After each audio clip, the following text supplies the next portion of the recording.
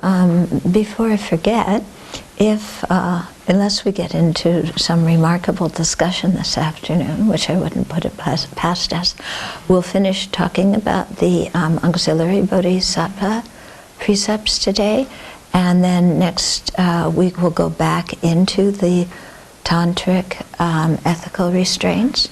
And so those talks will be put up only on the website for people who have had a highest class Tantra initiation, and only those people will come to the teachings on the Tantric restraints. Could we turn these lights off? Thank you.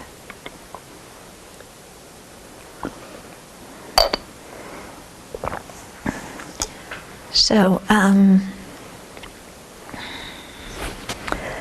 somebody wrote in a couple questions today, so I thought I'd start with those. So one of them, well, first of all, the person is thanking us for doing the BBC and for doing these teachings and putting everything up on the web. And I would like to say that we're totally delighted to do that. You know, that it gives us great joy to make these teachings available to as many people as who want to see them from whatever country they're in, no matter what their circumstances are, and that it makes us very happy to know that people that we know and people that we don't know are all part of our community and are enjoying these teachings and benefiting from the Buddha's teachings. So thank you for the note, because it makes us happy to know that we're doing something that people appreciate. Okay, so the person said she had two discussions. First, there was the discussion on whether and when we should approach someone who we notice to be behaving improperly. And it was mentioned that many times we might not actually speak out due to fear of not being taken seriously, of causing anger in the other person, or in extreme cases of risking our life if the other person is armed. Remember, we had that discussion. So she says, although this is, of course, is all very logical to me, I had thought that from a purely Buddhist point of view, since my motivation is only to help others, wouldn't it be okay for me to risk my life to help others, since alleviating others' suffering should stand higher for me than attachment to my own life? Okay. Now, if you're a bodhisattva and you have really actualize that meditation of exchanging self and others, then yes, definitely you would risk your life, to benefit somebody, because in your eyes, the other person is more important than oneself. But even, that's in general, but even within that, you still have to look, because if risking your life for something small could end your life, whereas that life could have been used to benefit a great number of people, then it's not so wise to risk your life for something small. Even if you are a bodhisattva, even if you would have no pain or no selfishness, even if there's no chances of your being born in the lower realm, still you use discriminating wisdom about what would be the best use of your energy and your time to give up your body over some small thing, or to live for a longer time for the benefit of more beings. Okay? But in some cases, that person may decide, it is of greater benefit to give their life. Okay, now what about the rest of us who are not able to, we don't have the realization of emptiness, we don't have the ability to just give our body without any kind of attachment, then what?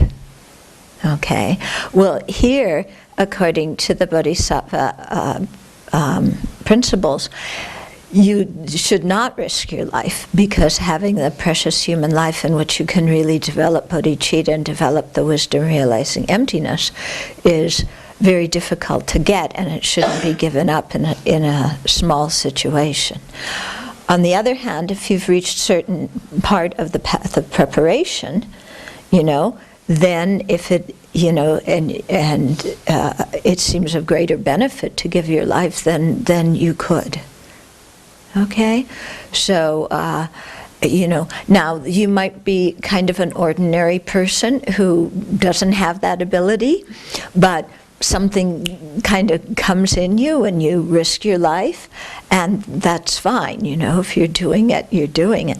And I'm thinking of that man. Do you remember when a child fell off a subway platform? Yeah, and this man just spontaneously jumped on top of the child, flattened him, and the train went over them. So that man, he might have been a bodhisattva. Even if he wasn't, what he did was absolutely amazing, and I don't think anybody would say he shouldn't have done it. Okay? So things are different according to the different situations. Okay? And then the second question was, I talked about how I'm irritated by whiners, which I find very understandable. What confused me was that the discussion went on to describe how we can try and help the whiners, realizing that they are self-centered. But shouldn't we be much more interested in thinking about how we can change our attitude towards these people to include them in our compassion? The Buddha teaches us how to conquer our own mind, not that of people who irritate us. So, yes, of course. I don't have a clear remembrance of that discussion, but I'm sure it must have come up to have compassion for whiners. Yeah, I'm sure that because, of course, even if you're going to try and help the whiners not to whine, you have to do it with a compassionate motivation. If you're doing it with an angry motivation, it's not going to work very well. Okay? Any questions about that? Okay. And we will continue. So we were on 45. So this is in the broader section called Not Correcting Others, and in particular not repressing those who act very much contrary to the Dharma. So the precept says, not taking corrective action when the situation demands it. What does it say in the Red Book? Not acting with whatever means are necessary according to the circumstances to stop someone who is doing harmful action. Okay, so not acting with whatever means are necessary in the circumstance to stop somebody who is doing harmful actions. Okay, so they come to the same point. Okay, so this misdeed is committed in relation to people whose behavior is very much contrary to the Dharma.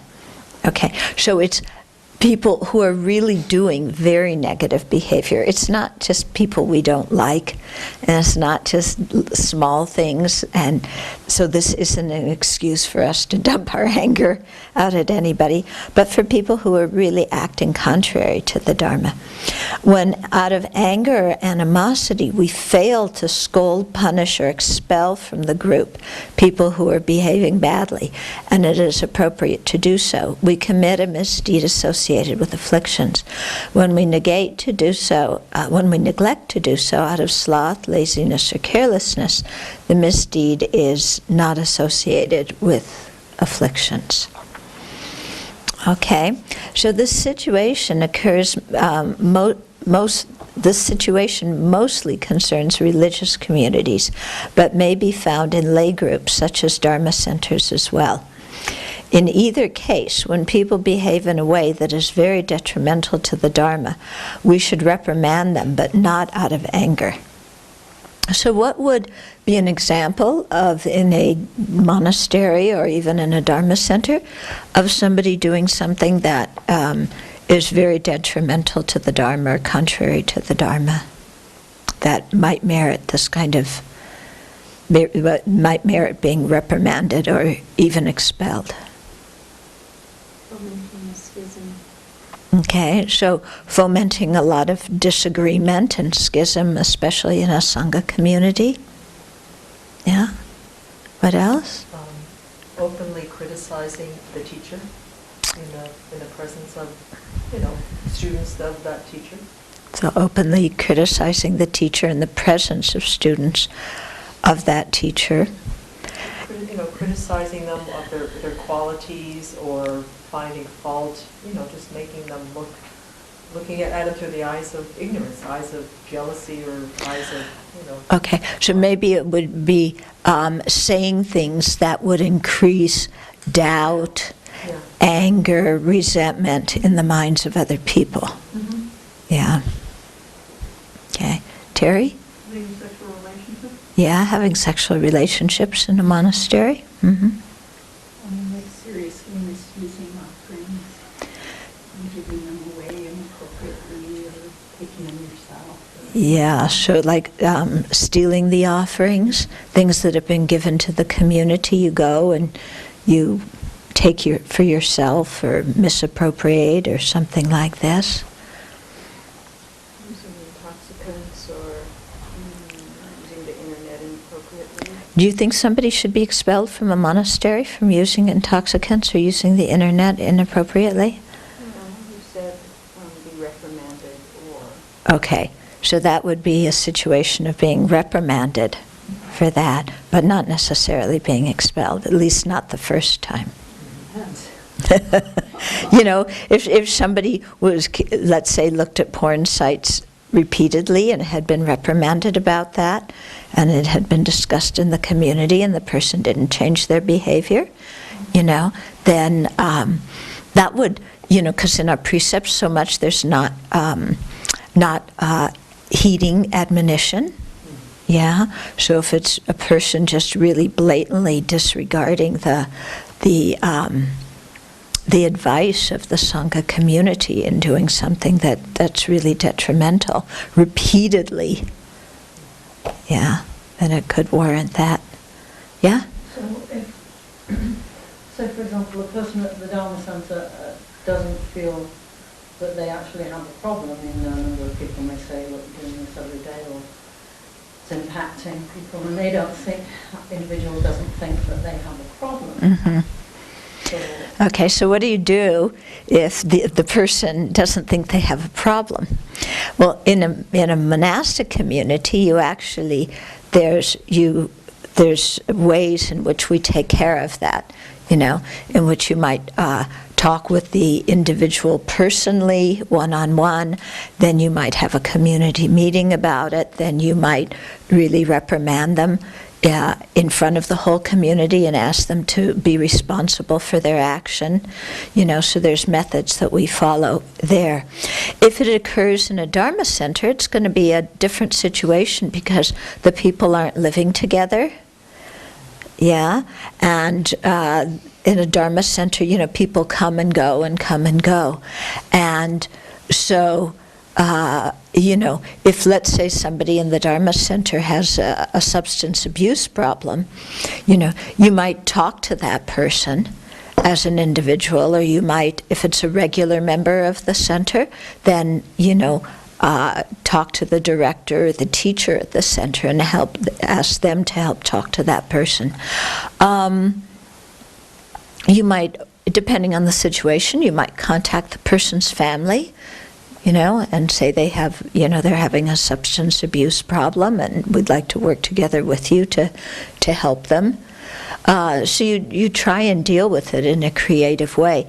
But with lay people, it's also going to be different because you only suggest, and then if the other person doesn't heed, there's nothing really you can do, and there's nothing really you should do because, the person has their own life. If they brought their drugs and alcohol to the Dharma center and were drinking there and smoking dope there, then you could say, please don't come, because it's done at the Dharma center. But if they're doing it privately, then you can just try and help the person. But I don't think it would be a situation where you could ask them not to come if they weren't doing something that was directly harming all the other people at the center. but if somebody's high, if they're coming and they're high, and then, as a group, I mean, doesn't that still impact? If somebody's coming to the teachings and they're high, yeah, it would impact everybody. So that's why I said you take the other things. You talk to the person individually, you talk to the teacher, you talk to the director, ask them, or you'd call the family, and see what you could do if somebody was doing, had that kind of problem.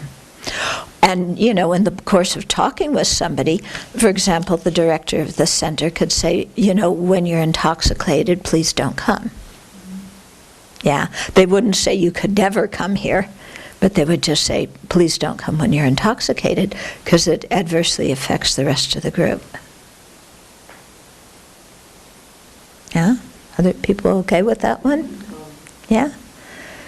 Okay.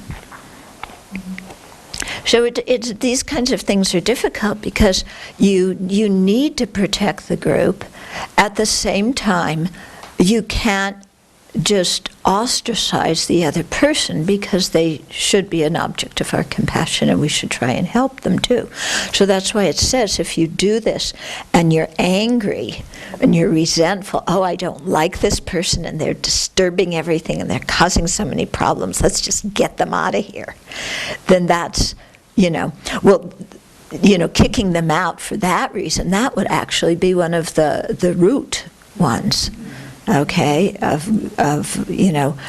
taking the robes away from a monastic or making a monastic disrobe, But here it's if you don't correct somebody and the situation really calls for it. So why wouldn't you correct somebody? Fear of? Confrontation, conflict. Okay, fear of confrontation or conflict. So you hold back. That other person needs somebody to comment on their behavior, but you don't like having conflict and confrontation. You don't like risking that person may not like you afterwards. So you just keep quiet and they continue their bad behavior. So that's a transgression on our part if we're like that. Yeah. So this mind that says, well, I don't want to do it. Yeah, they have a problem, I know, but I don't want to get involved. So it's very interesting, isn't it? Because there's the people who get over-involved and want to correct everybody and control everybody. And then there's the people who are under-involved who don't say anything when something needs to be said. Yeah? Okay. So here we see that both those things are faults in the Bodhisattva practice. And I've seen, it wasn't a Dharma group, but I've seen the untaking care of it destroy an entire group. So you've seen the lack of taking care of it destroy an entire group. That's very clear, isn't it? Leave or whatever. Yeah. Yeah, when something is happening that shouldn't be happening and nobody wants to comment on it, after a while many people stop coming, or the group just gets so weird because they're following, somebody's weird ideas or, following somebody's weird behavior. Yeah. So it can be that if, and this is important because sometimes in the name of compassion, okay, I won't say anything, I just have compassion, but then it really adversely affects the whole group. And I've seen that too, when people come into groups with a lot of anger and they want to control everything and try and take things over, or whatever. And it's not that you expel those people, but you definitely have to talk to them because, they're not fitting in with the group. And you just get one person sometimes with that kind of, to the point where it's a psychological problem, with that person, that it really sets everybody in the whole community off. Mm-hmm. Okay, like I've told you of the story in one community where I lived, where there was one young man who was, he was so excited that he about the Dharma, and the Dharma was so wonderful. And one woman came and he said, just, you don't need to take your meds. And, he didn't want anybody to be taking their meds that were prescribed, for bipolar or depression or whatever. And this woman, followed his advice and was running naked in the center. So clearly somebody needs to talk to that young man who is the member of the center and say, the advice you're giving people is not correct. Yeah, and people need to take their meds, and there's nothing wrong with that, and so on and so forth. Okay? You're shaking your head. You don't know what goes on. You're very sheltered here. I've lived in community, and it's amazing sometimes what goes on. I lived in one community, and one of the monks was flirting with the wife of one of the members who lived in the community, and they started having a somewhat sexual relationship. In the middle of the community, a monk, yes, with somebody who was already married. Yeah. I think after a while they must have seen, and so you need to say something to somebody. Yeah, sometimes for a while people keep things hidden, but eventually it comes out, and then by that time it's usually pretty messy. Yeah. Yes, just amazing things happen. Well, you read the New York Times last week, so yeah. Okay, where were we? Okay, in either case, when people behave in a way that is very detrimental to the Dharma, we should reprimand them, but not out of anger. First, we let our anger subside, and then talk to them gently and tactfully. Okay, so that's really important to get over our anger. In the meantime, even though we may be angry, it might be good to bring it up to somebody else. If it's something really serious, to make other people in the community aware of it. But just by stating the facts and not going beyond that, because one's anger could too easily influence the situation. Okay, and then and then the other person, if you told it to a senior member of the community, that member may help you get over your anger, and then in addition, they may help you figure out how best to address this situation. Okay, if speaking to them gently and tactfully has no effect, we will try speaking more firmly and sharply, still without any irritation on our part. So again, that's the whole thing of you might have to act or speak in a very forceful way, but without being mad, and you do it simply to communicate to the other person the seriousness of what you're talking about. When all else fails and the people stubbornly persist in their bad behavior, in that case we must oblige them to leave the group, motivated by compassion alone. So if somebody doesn't hear when you speak gently, if somebody doesn't hear when you speak more aggressively or more assertively, and they're still doing something that is really destroying the harmony in the group, or really, totally messing up the group's ability to practice well, then you might have to ask them please to leave. Yeah. But if you do so with compassion. And I've seen that situation happen sometimes, and it's often very traumatic for the person who's asked to leave, because sometimes they don't think they're doing anything wrong, or they say, I have a problem, but it's not that severe. and then they feel rejected, and they lose their faith in the Dharma, and it's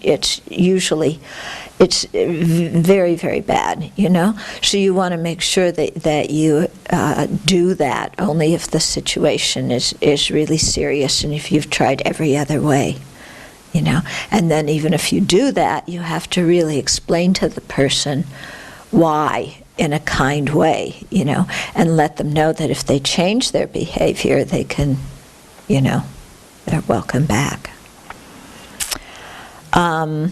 If we do not do this, reprimand them or even oblige them to leave, then we commit a misdeed.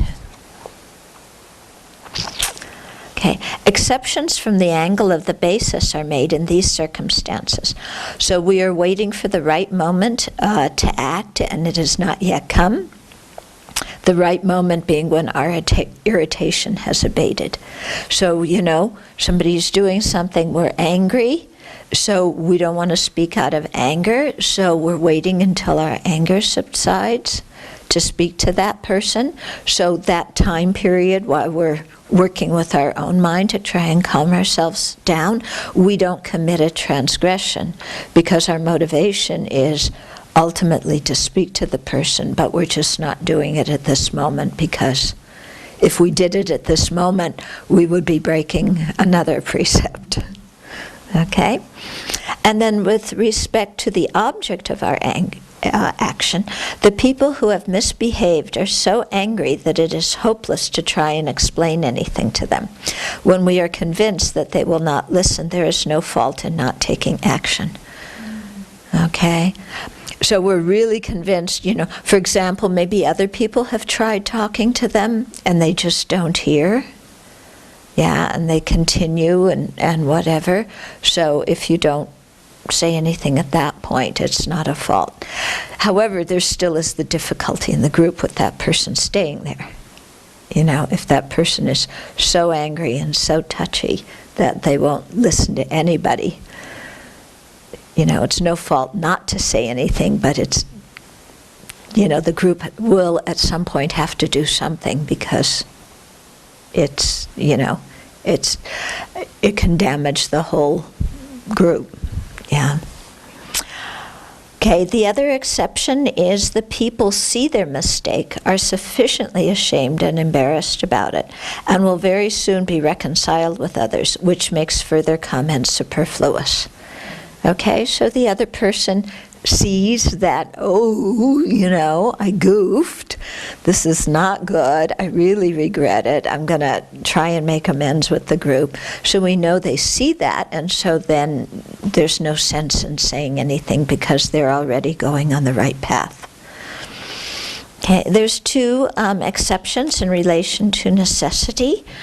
So one is we sense that correcting the people would lead to quarrels, verbal abuse, fistfights, and eventually to litigation. So, boy, you know, but then it's difficult because, okay, surely, you know, if it's going to be that bad, if you say something, you don't want to stir that person up so much that then it just brings more problems to the group. But also it's difficult because you've got to do something with the person in the group. You know, because you can't let them continue doing what they're doing.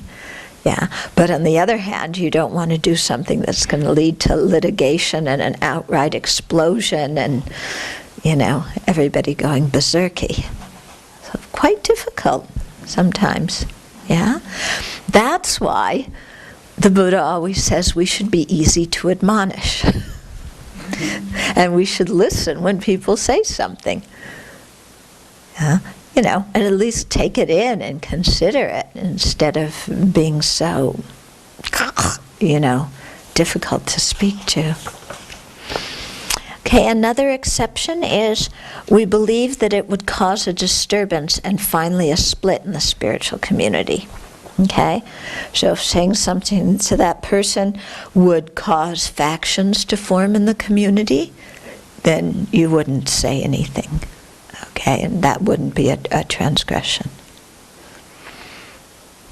Okay, some discussion about this. People look really uncomfortable, unhappy.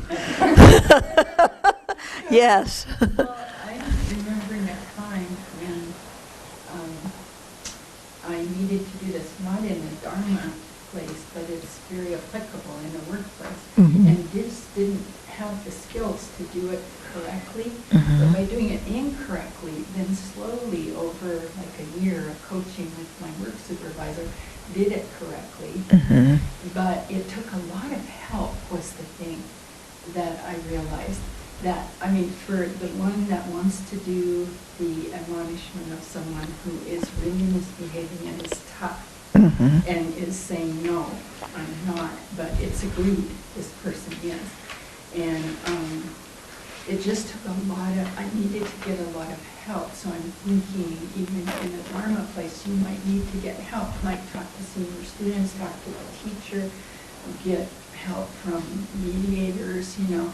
I mean, really get a lot of information before each action.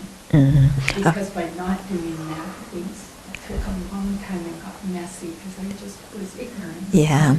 Okay, so you're saying in a work situation, which in some ways is similar to community, that you were trying to admonish somebody and help somebody, but you didn't have the skill.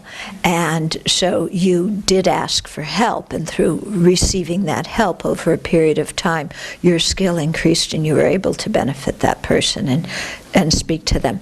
And so you're saying it's good at the beginning, if you realize that you don't really have the skill, ask somebody right away and get some outside help from somebody who knows how to speak in these situations, who could either help you figure out what to say, or by asking a mediator to come in, or by speaking to somebody else who that person might listen to. Yeah, because sometimes we're not the right person to speak to that person, but if we ask somebody else, that they may listen to that other person. And all those things help. Yeah. I mean, eventually someone else told him the same things, Mhm. but he was able to hear it. Yeah. Okay, so in your situation, somebody else eventually told the person the same things that you had been saying, and he was able to hear it. But you're saying if you had been able to ask for help earlier, it wouldn't have dragged on for so long. Yeah. Yeah. Uh-huh. I think for me, there's a number of discomforting places.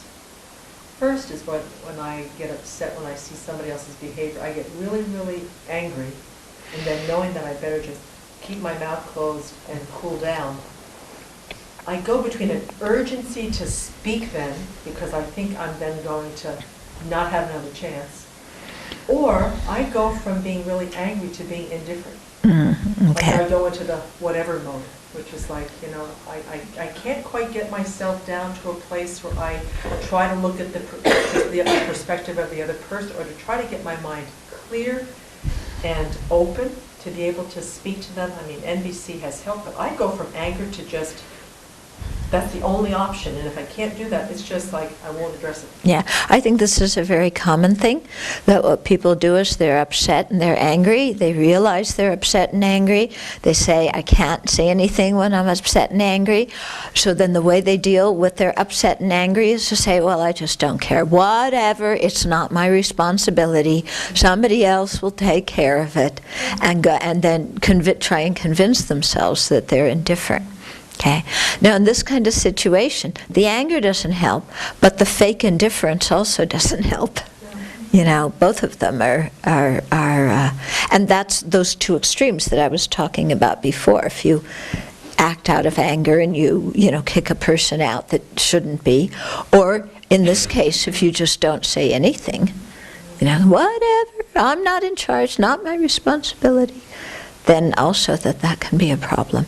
So in those kinds of situations, it is difficult to work with our mind, to get our mind to be compassionate, and and like really see, okay, this person's acting this way because they have some problem and they're suffering from their problem. It's not like they're my enemy, it's rather what's going on in their mind is making both of us unhappy. Yeah. And so having some compassion for the person. But to get our mind there sometimes is quite difficult, especially if there's some resistance from the other person. So in those situations, I think it's very helpful to go and talk to somebody else. And especially in a community, you know, sometimes you can do things in a way where you ask a question, where you're not angry, but you just ask a question. You say, you know, you don't point any fingers at anybody, but it's a community meeting, let's say, and you say, is such and such behavior appropriate in the community? And you just bring it up as a point of discussion amongst many people. Yeah, and that can be helpful because then you may see something from the discussion that like, oh boy, I was getting angry at something I don't need to get angry at. Or the other person may see, oh boy, you know, I'm doing something that is really, you know, setting people off and I need to look at this. And that can also often be done in that way. Often people can hear it better than if you say something to them personally. You know, because people get so defensive, you know, when it's a personal thing. Whereas if it's just a general group discussion, they can often hear things. Yeah, that's helpful. Because what ends up happening for me is that I overreact to certain personalities. You know? So then it becomes this war of who's right rather than I really want to be conscientious. I want to have a motivation of benefit for everyone, but I get pushed in that place of that I want to be right place, and so it becomes more of forget about the issue. It's the I want to be right. Right. Place. Yeah. And Yeah. so the motivation just goes down the toilet, and it's like, well. Yeah, yeah. So, I mean, it's very clear when sometimes we do have reactions just to a person's personality, and then whatever they do, we see fault in it. Whatever they do, they say good morning, ugh, I can't stand it. It's true, isn't it?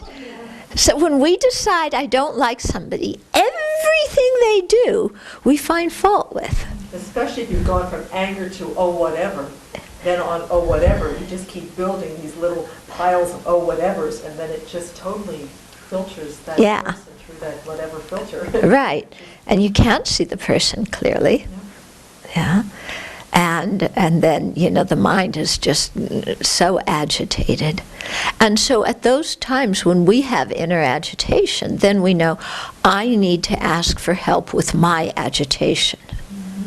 Okay, after we get help with our agitation, then we think about, let's look at the situation with the other person. Because very often, once we calm down, sometimes we see there's no situation to deal with, that our mind is just exaggerating. But like you say, if we get really locked into our position, then we want to be right, and no matter, you know, we're going to fight until the world recognizes that we're right, and that the way that person said good morning is just not acceptable whatsoever. Yeah. And then you can see we're just hanging on to our ego for dear life, aren't we? And in community, it happens all day long for me. That's my practice. It's just hooking into the little pokes at my ego and my attachment to whatever it is. Mm-hmm. Yeah, this is why I think we need a sense of humor.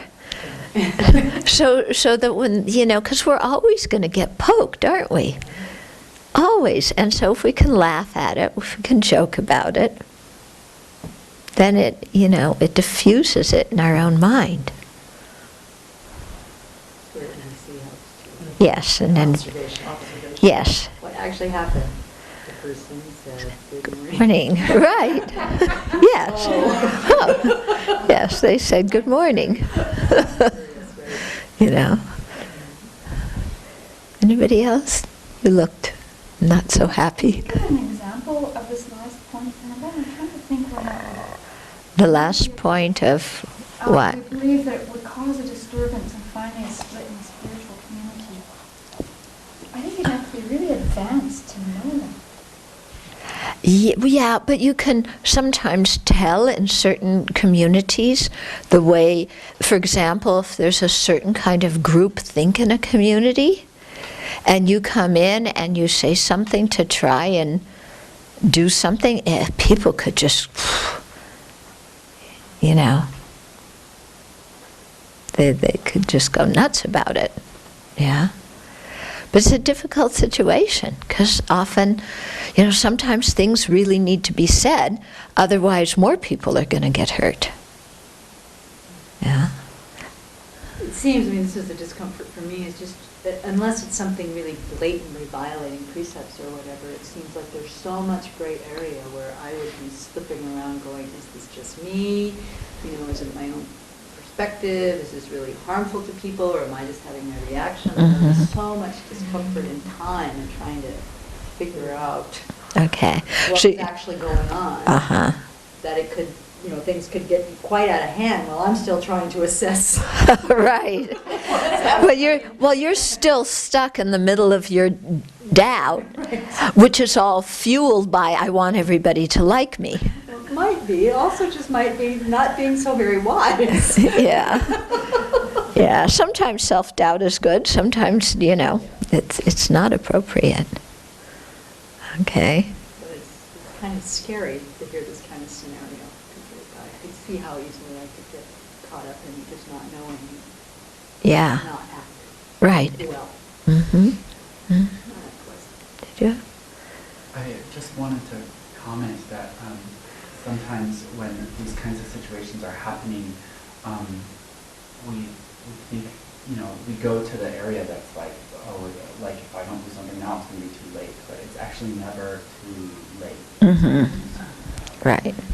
Ever. Mm-hmm. You can always, even if there's a ton of damage done per se, you still learn from that. Mm-hmm. And as a community.